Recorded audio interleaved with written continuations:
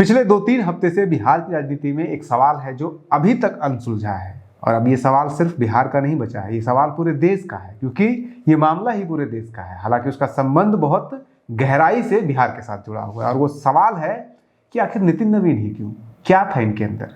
और 10 हम आपको आज कारण बताएंगे, जो कारण दिए जा सकते हैं, लेकिन इन 10 में से 10 कारण नहीं है उनके राष्ट्रीय अध्यक्ष, कार्यकारी राष्ट्रीय अध्यक्ष बनने के पीछे। और वो जो मुख्य 10 कारण है उसमें से एक जो सब लोग सोच सकते हैं, जो कि बिल्कुल कारण नहीं हो सकता है, जैसे धन अर्जन करने की क्षमता उनकी, प्रसिद्धि, उनकी जाति, बंगाल का चुनाव जो बोला भी जा रहा है, संगठन के प्रति इनकी निष्ठा, आरएसएस के प्रति इनकी निष्ठा, इनका मोदी शाह से क्लोजनेस, उसके साथ साथ क्या इन्होंने बेहतर परिणाम दिया है अभी तक, जो जिम्मेदारी दी गई है उसके बारे में चर्चा हम करेंगे आपको।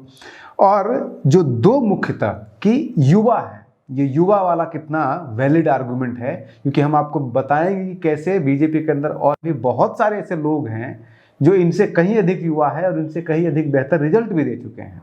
तो इन सभी को लेकर के और उसके साथ साथ इनका जो एक्सपीरियंस है उसको देखते हुए हम सही समझने का प्रयास करेंगे कि असल में ये लड़ाई जिस कारण से इनको बनाया गया है वो एक और लड़ाई है। वो आरएसएस और बीजेपी की जो लड़ाई चल रही है, जो प्रतिस्पर्धा चल रहा है, उस प्रतिस्पर्धा का फलाफल है नितिन नवीन का बनना राष्ट्रीय अध्यक्ष। एक जो कारण जिसके बारे में कहीं कोई चर्चा नहीं किया जा रहा है, जो कि हमें लगता है कि वो मुख्य कारण है। सबसे पहले एक एक करके शुरू कीजिए। धन अर्जन करने की क्षमता अगर आप देखिएगा तो इनके पिताजी जब ये छोड़ के गए थे अपनी विरासत 2006 में, तो उनके पास मात्र 6 लाख रुपए था। जब ये 2010 का चुनाव, 6 का चुनाव लड़ते हैं तब इनके पास भी वही रहता है पैसा। 10 का चुनाव लड़ते हैं तब भी 6 लाख ही इनके पास रहता है। लेकिन उसके बाद 15 का चुनाव और 20 का चुनाव और 25 का चुनाव लड़ते लड़ते इनके पास करोड़ों रुपए की संपत्ति आ जाती है। 15 का चुनाव में ही 1 करोड़ रुपए की संपत्ति इनके पास हो जाती है। आज के रेट में इनके पास लगभग 3.5 करोड़ है। तो क्षमता तो है थोड़ा। और उसके अलावा कई लोग ये भी कहते हैं कि इनका बहुत सारा जमीन जो है वो उड़ीसा और जो आपका छत्तीसगढ़ है उसके बॉर्डर के ऊपर है, लेकिन वो कयास है। उसके बाद आ जाइए प्रसिद्धि के ऊपर। क्या ये प्रसिद्ध थे? क्या लोग इनको जानते थे? बिल्कुल नहीं जानते थे। आपने कभी कोई भाषण नितिन नवीन का बिहार विधानसभा के भीतर या बिहार विधानसभा के बाहर कोई सुना है जो कि इनको प्रसिद्धि दिया हो? लेकिन हम आपको दिखाएंगे 2-3 वीडियो। एक वीडियो ये देखिए। इस वीडियो में जैसा आप देख रहे हैं कि बिल्कुल एकदम नाइव बच्चा की तरह हाई कर रहे हैं, कोई सीरियसनेस नहीं है सवाल पूछने से लेकर के किसी में भी। मैं प्रस्ताव करता हूँ, यह समाजवादी सरकार से अधिकार सकती है कि वो 25 साल के अंतर्गत 14, 16, 17 एवं 18 के पूरे इलाके की जमीन ऐसी हो कि मीठापुर कृषि फार्म की जमीन पर संत हाउस का निर्माण करा दे। दूसरा वीडियो ये अब्दुल बारी जो उनके ऊपर कमेंट कर रहे हैं, जिसमें अब्दुल बारी कह रहे हैं कि नितिन नवीन जो है वो उदक उदक के उछल के आते हैं। नितिन नवीन पहले ज्यादा दौड़ के आते हैं और लगता है कि इतने आक्रोश में इसका कोई हद नहीं। मैं ये कहता हूं वो जाके एक तरह से खेल के तोड़ दिया था और उसमें हम दब गए थे।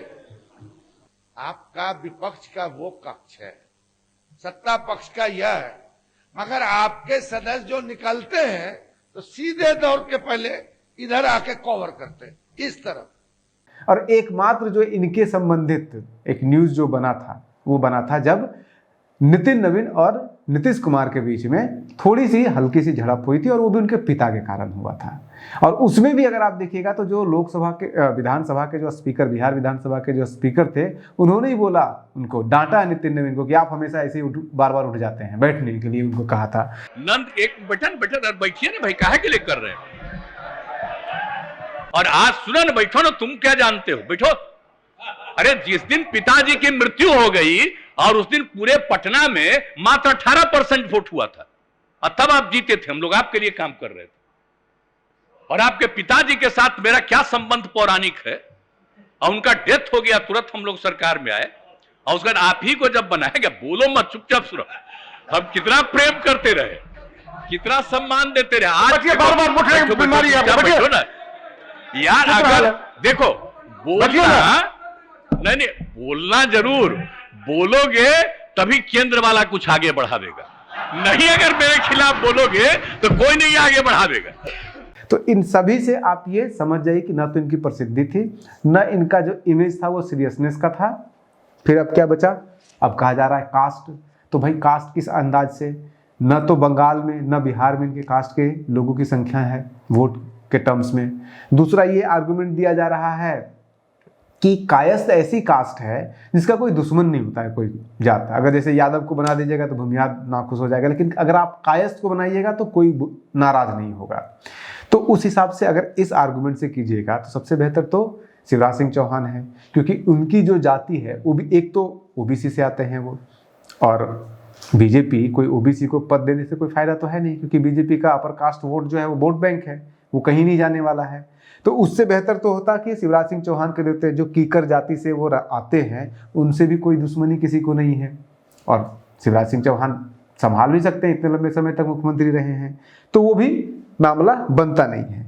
अब आ जाइए बंगाल, जो कहा रहा है बंगाल में चुनाव, तो बंगाल में चुनाव का नितिन नवीन से क्या लेना देना है, कोई लेना देना नहीं है। हम आपको धीरे धीरे बढ़ रहे हैं उस इंपॉर्टेंट रीजन की तरफ जो सबसे इंपॉर्टेंट है। सबसे पहले सबसे कम इंपॉर्टेंट रीजन के बारे में आपको बता रहे हैं। तो बंगाल से इनका कोई कनेक्शन नहीं है, बंगाल से इनसे ज़्यादा कनेक्शन तो पवन सिंह का था। कम से कम पवन सिंह गाने के आधार पर बिहारियों को लुभा सकते हैं, इनका तो कोई नाम तक नहीं सुना होगा। इस पूरे हो हल्ला होने के बाद बनने से पहले कोई इनका नाम भी नहीं जानता था। अब आइए संगठन के प्रति निष्ठा। संगठन के प्रति अगर निष्ठा देखिएगा तो इनका जो लाइफ है, स्टूडेंट लाइफ 12th तक के पास है, एबीवीपी के साथ। लोग कहते हैं काम किया, कब किया, कहाँ किए हैं काम। रांची यूनिवर्सिटी में ये आकर के पढ़ाई करने जाते हैं, भाग जाते हैं, वहाँ से पढ़ाई नहीं करते हैं। लोग कहते हैं जब ये आए थे तो बेंगलोर में तो किसी प्राइवेट यूनिवर्सिटी में स्टूडेंट पॉलिटिक्स अलाउड नहीं होता है, तो फिर ये एबीवीपी का संगठन कैसे चला रहे थे। दूसरा उसमें आता है कि आरएसएस से क्लोजनेस होगा, इनका आरएसएस से भी क्लोजनेस नहीं है, क्योंकि बीजेपी के वेबसाइट पे अगर इनका जाके बायोडाटा देखिएगा तो कहीं पे भी आरएसएस में क्या पद था इनके पास, क्या एक्टिवनेस था, कहीं कोई मेंशन नहीं है। तो फिर और ना इन्होंने कभी दावा किया है। इनके पिताजी आरएसएस में थे, वो भारतीय जनसंघ में भी थे, तो ये हो सकता है कि अपने पुत्र को कभी कभी लेके गए हो। हालांकि जो इनका लेथर्जिक लाइफ हुआ करता था बचपन में, उसमें जो आरएसएस का अनुशासन और आरएसएस के अंदर संगठनात्मक जो नियम कानून होता है उसको पालन करने वाले तो ये लगते नहीं हैं, दिखते नहीं हैं। जो इनका व्यक्तिगत जो बचपन की जो इनकी यादें हैं उससे कहीं मैच नहीं करता है। अब आ जाइए मोदी शाह से क्लोजनेस। कभी नहीं आपने सुना होगा नरेंद्र मोदी और मोदी शाह से इनका कोई क्लोजनेस नहीं हुआ करता था। लेकिन अगर आप मिस किए हैं पिछले साल 2024 के छठ में जब अमित शाह आए थे बिहार, तो उस समय इनके घर पे गए थे, इसको किसी ने नोटिस नहीं किया था, और संभवतः उसी समय से कहीं ना कहीं मन बनाया जा रहा था इनको आगे बढ़ाने का।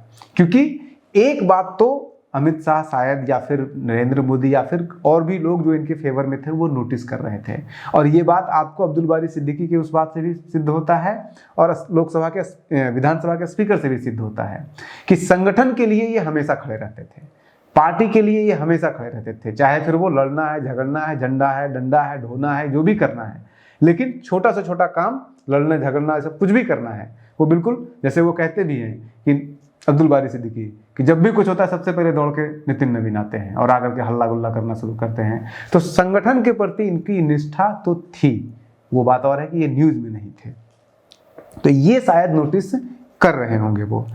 अब आइए कि संगठन के प्रति बहुत सारे लोग थे जिनकी निष्ठा है। आरएसएस में कौन है जो कि संगठन के प्रति निष्ठा नहीं होते? बीजेपी में बहुत सारे लोग मिल जाएंगे संगठन के प्रति निष्ठा दिखाने वाले, बिहार के अंदर ही मिल जाएंगे निष्ठा दिखाने वाले, तो फिर नितिन नवीन ही क्यों? तो फिर 2-3 और मैटर बचता है कि एक यंग वाला जो आर्गुमेंट दिया जा रहा है और एक जो आर्गुमेंट दिया जा रहा है बेटर रिजल्ट का। भाई कोई भी व्यक्ति को इतना बड़ा पद दिया गया है तो किसी न किसी एक्सपीरियंस के आधार पे क्या उन्होंने अभी तक एक्सपीरियंस दिया है, क्या अभी तक उन्होंने रिजल्ट दिया है? तो रिजल्ट खुद 4 बार विधानसभा का इलेक्शन 5 बार जीत चुके हैं, बहुत सारे 9 बार जीतने वाले लोग हैं। इसी प्रेम कुमार 9 बार लगातार जीते हुए रिकॉर्ड बनाए हुए हैं, तो वो सिर्फ नहीं हो सकता है। बचता क्या है? इनको विधानसभा अलग अलग राज्यों के चुनाव के प्रभारी का दायित्व दिया गया था। पहला इनको जिम्मेदारी दिया गया था 2019 में, जब इनको सिक्किम का चुनाव प्रभारी बनाया गया।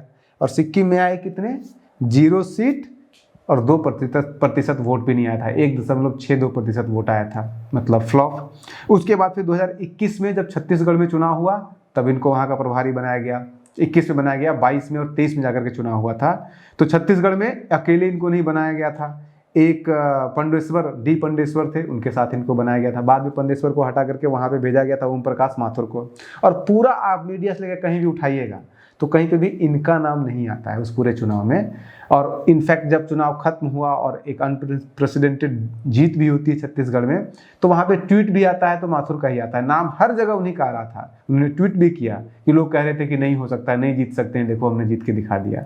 तो कहीं पे भी नितिन नवीन वहाँ नहीं थे। नितिन नवीन के बारे में वहाँ छत्तीसगढ़ में चुनाव का प्रभारी रहते हुए एक ही खबर बनी थी, वो भी बनी नहीं थी कि वो उस दौरान छत्तीसगढ़ और उड़ीसा के बॉर्डर पे अच्छी खासी जमीन पे अपना अर्जित कर लिए हैं, बस उतना ही तक था। उसके बाद फिर 2024 में छत्तीसगढ़ में चुनाव का प्रभारी इनको दिया जाता है। लोकसभा चुनाव में कुछ खास परफॉर्मेंस नहीं, 1 सीट वहाँ पे बढ़ता है, इम्प्रूव होता है। उसके बाद फिर अगर इनके इस परफॉर्मेंस के आधार पे अगर लोग कह रहे हैं कि इनको बनाया जाएगा, तो फिर जरा 2-4 और लोगों का परफॉर्मेंस देख लीजिए। उदाहरण के लिए विप्लव देव आपके जिस राज्य में, त्रिपुरा में, वो वहाँ पे जा कर के अपनी सरकार बनाते हैं। संगठन के प्रति निष्ठा देखिए कि उनको मुख्यमंत्री बनाया जाता है। जिस त्रिपुरा से 35 सालों का कम्युनिस्टों का शासन था, वहाँ पे जा कर के यंग विप्लव देव जाके ख़त्म करते हैं उनके पूरे शासन को, कम्युनिस्टों को हराते हैं, फुल मेजोरिटी की सरकार बनती है, खुद मुख्यमंत्री बनते हैं। संगठन की प्रति निष्ठा देखिए कि इनको मुख्यमंत्री से हटाया जाता है 2023 में, तो चूज शब्द तक नहीं करते हैं, जो संगठन निर्णय लेता है उसका निर्णय के साथ जाते हैं संगठन के प्रति भी। उसके अलावा विप्लव देव का और परफॉर्मेंस देख लीजिए। हरियाणा चुनाव में प्रभारी थे, बंगाल के पिछले चुनाव में प्रभारी थे, अच्छा परफॉर्मेंस रहा है इनका। तो फिर विप्लव देव को क्यों नहीं बनाया गया, क्योंकि वो यंग भी थे, आरएसएस से जुड़े हुए भी थे। इसके अलावा आप धर्मेंद्र प्रधान अभी बड़ा पद ले चुके हैं। धर्मेंद्र प्रधान ने यूपी जिताया, बिहार जिताया, पिछला यूपी चुनाव, बिहार चुनाव, उड़ीसा में नवीन पटनायक के अक्षत्र राज्य को ख़त्म कर दिया उन्होंने, हरियाणा में वो वहाँ पे बने हुए थे। तो उसके बावजूद फिर धर्मेंद्र प्रधान क्यों नहीं। उसके अलावा फिर और भी अगर आप नाम जानना चाहते हैं तो उसमें एक आपके भूपेंद्र यादव भी थे, जो कि अभी बंगाल के बनाए गए हैं। महाराष्ट्र में पूरा खेला करने वाले, पार्टी तोड़ देने वाले, शिवसेना, ये सब उन्हीं का काम था भूपेंद्र यादव का, उनको क्यों नहीं बनाया गया। तो ये बहुत सारे नाम हैं। अब उम्र के हिसाब से अगर आप देखिएगा, जिनका परफॉर्मेंस नहीं, सिर्फ उम्र या क्लोजनेस देखिएगा, तो अनुराग ठाकुर का क्या कोई कम क्लोजनेस था। वो तो न्यूज में भी बने रहते थे, कई बार MP बन चुके हैं, मंत्री रह चुके हैं, संगठन के प्रति क्लोजनेस है उनका, RSS से जुड़े हुए हैं। और आप सबसे इम्पोर्टेंट ये समझिए कि जो भारतीय जनता युवा मोर्चा, जो बीजेपी का यूथ विंग हुआ करता है, उस यूथ विंग का नितिन नवीन सिर्फ एक मेंबर बने थे। और उस यूथ विंग के 2 बार प्रेसिडेंट रह चुके हैं अनुराग ठाकुर भी, और अनुराग ठाकुर के बाद पूनम महाजन भी रह चुकी है। पूनम महाजन जो है 2 बार MP भी रह चुकी है। पूनम महाजन को इस बार टिकट नहीं दिया गया तो टिकट के खिलाफ विद्रोह भी नहीं की, लेकिन पूनम महाजन को भी नहीं बनाया गया। और पूनम महाजन जो है वो नितिन नवीन से 6 महीने छोटी भी है, और वो प्रमोद महाजन की बेटी भी है, लेकिन उसके बावजूद उन्हें नहीं बनाया जाता है। नितिन नवीन को बनाया जाता है, क्यों बनाया जाता है पता नहीं। ऐसे बहुत सारे आपके नाम गिनाए जा सकते हैं। और ये कोई ऐसा नहीं कि जिस तरह से प्रोजेक्ट किया जा रहा है कि पहला बार ऐसा हुआ है कि इतने कम उम्र के किसी को किया गया है, बनाया गया है प्रेसिडेंट। तो भाई बीजेपी की पहली पार्टी क्या नाम था, भारतीय जनसंघ। और भारतीय जनसंघ में अटल बिहारी वाजपेयी 44 साल की उम्र में बन चुके थे राष्ट्रीय अध्यक्ष। उसके 46 साल में अडवाणी जी बन चुके थे। जो श्यामा प्रसाद मुखर्जी थे वो खुद 50 साल में बने थे। 49 साल में खुद अमित शाह बने थे। तो बीजेपी और भारतीय जनसंघ में बहुत ज़्यादा अंतर थोड़ी ना है। गडकरी भी 52 साल की उम्र में बने थे। तो ऐसे बहुत सारे एग्जाम्पल। और अगर सिर्फ यंग देना था तो तेजस्वी सूर्या, जो कि मात्र 35 साल के हैं, 2 बार से लगातार MP बन चुके हैं, 2 चुनाव जीत चुके हैं, संगठन में वो रह चुके हैं, और उसके साथ साथ जो भारतीय जनता युवा मोर्चा उसके अध्यक्ष भी रहे हैं, तो उनको क्यों नहीं बनाया गया। तो ऐसे बहुत सारे आपको एग्जाम्पल दिए जाएंगे। बहुत सारे कंपटीटर हैं जो नितिन नवीन से कहीं आगे हैं। तो अब इन सबका एग्जाम्पल देने के बावजूद, सारा रिजल्ट सब कुछ होने के बाद, फिर आपका माइंड कंफ्यूज हो जाएगा, फिर भाई दिया क्यों गया। आखिर नितिन नवीन को बनाया क्यों गया? बनाया इसलिए गया क्योंकि अगर आप बिहार की राजनीति को क्लोज से देखिए, बहुत ध्यान से देखिएगा तो आपको समझ में आ जाएगा। बिहार की राजनीति में कम से कम, या देश की राजनीति में, ये बीजेपी, अमित शाह और नरेंद्र मोदी इस बात को क्लियर कर रहे हैं कि आरएसएस अपना संभाले और बीजेपी अपना संभालेगी। बीजेपी के काम में आरएसएस इंटरफेयर नहीं करेगी और आरएसएस के काम में बीजेपी इंटरफेयर नहीं करेगी। सम्राट चौधरी, आज के डेट में बिहार की राजनीति में 3 सबसे बड़े नाम कौन हैं? नितिन नवीन, सम्राट चौधरी, विजय सिन्हा। सम्राट चौधरी का कहीं कोई आरएसएस से कहीं कोई कनेक्शन नहीं है। उनके पिताजी समता पार्टी, जनता पार्टी और आपके आरजेडी तक में वो सरकार में रह चुके हैं। सम्राट चौधरी खुद पहली बार जब बने हैं विधायक तो आरजेडी से विधायक बने हैं 2 बार। उसके बावजूद उनको सबसे बड़ा पोस्ट दिया हुआ है। विजय सिन्हा का भी आरएसएस से कोई खास कहीं कनेक्शन नहीं दिख रहा है। विजय सिन्हा ने जो खुद अपना वेबसाइट बनाया है और उस वेबसाइट पे अपनी बायोग्राफी डाली है, उसमें जाके देखिए कहीं भी आरएसएस का कोई मेंशन तक नहीं है। किसी तरह का आरएसएस या फिर बजरंग दल या कुछ भी हिंदू महासभा, किसी का कोई भी हिंदूवादी संगठन का कोई मेंशन ही नहीं है। तो 2 नाम दोनों के दोनों आरएसएस के परे हैं। अब ये नितिन नवीन आ गए, इनका भी कहीं कोई कनेक्शन आरएसएस से नहीं दिख रहा है। तो ये साफ क्लियर मैसेज दिया जा रहा है कि आरएसएस जरूरी नहीं है, आरएसएस तय नहीं करेगा बीजेपी का राष्ट्रीय अध्यक्ष कौन बनेगा। और आरएसएस की जो क्लच है, आरएसएस का जो ग्रिप है बीजेपी के ऊपर, उससे बाहर निकलने का संभवतः एक प्रयास है। और तीसरा, आप भी जानते हैं, सब लोग जानते हैं, नितिन नवीन उस क्षमता के व्यक्ति नहीं है। और बीजेपी, अमित शाह, मोदी की ये एक पॉलिसी हो गई है कि उस व्यक्ति को पद दो, बड़ा से बड़ा, जो व्यक्ति अपने दम पे कुछ ना कर पाए, ताकि जैसे नचाना चाहे वैसे वो नचा सकें।